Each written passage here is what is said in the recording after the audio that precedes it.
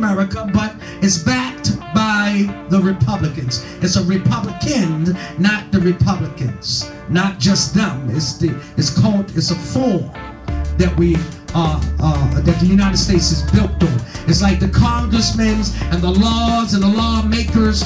All of it is built up upon a Republican. It's built up on Republicans. That's why now we saw, or the forefathers, they call them the forefathers, have made this. And so now it had Republicans, but yet we also have Democrats. And then later on, they wind up putting independent. I just want you to keep in mind, we're talking about a race. Everything deals with a race now because the title of it is so fair, it's so fine. If you read the first verse, it's only one verse that we're talking about, but if you can hear the title match along with the first verse because it deals with drop it and run.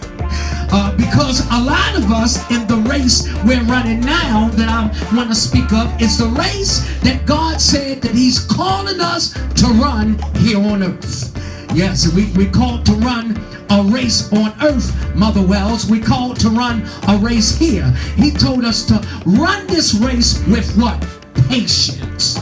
You got to have patience because you need to know why you are running. You need to know why and what you're called to do while you are running. See, there's different type of races out here. We already spoke of 2. We already spoke of even 3. Now we're running a race dealing with the race that God has given us.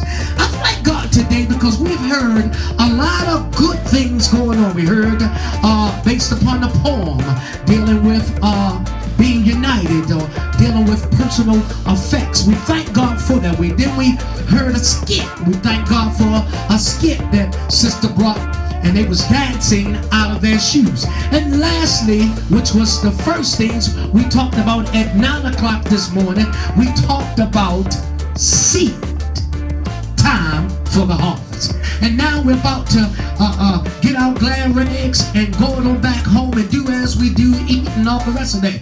But God is putting around every race, they always have boundaries. Yes, they do.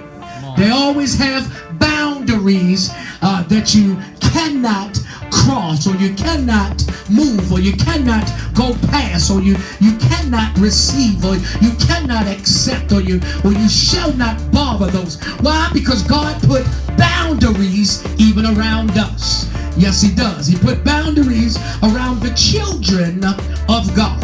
He told us don't be like the children of disobedient of this world, but He wants us to be children of the light. And if you're the child of the light, God has already been sanctioned boundaries to put around you. Do you not know boundaries will help us become better than what we are? Do you know boundaries are set for us so we don't fall into a place where we have no business being? We don't run into a place where we have no business saying and talking and moving. But God put boundaries around us really for our own sake. Yes, He has. He put boundaries around us. And then the title came, let physical therapy be your therapist. I know when I heard about going to the therapy, going and having therapy when I was in an incident or accident. I had to go to therapy because I was hurt or injured.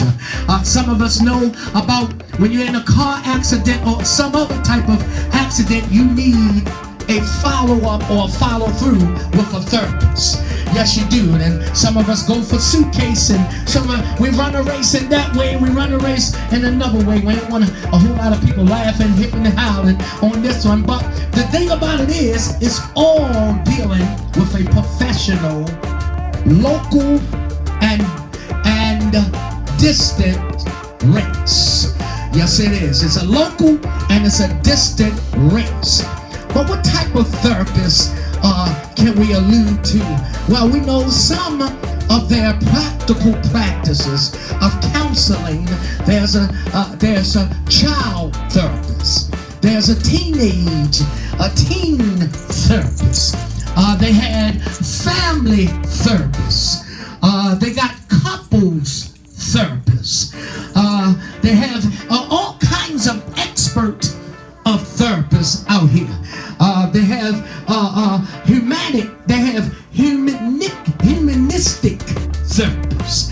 They have interpersonal therapists.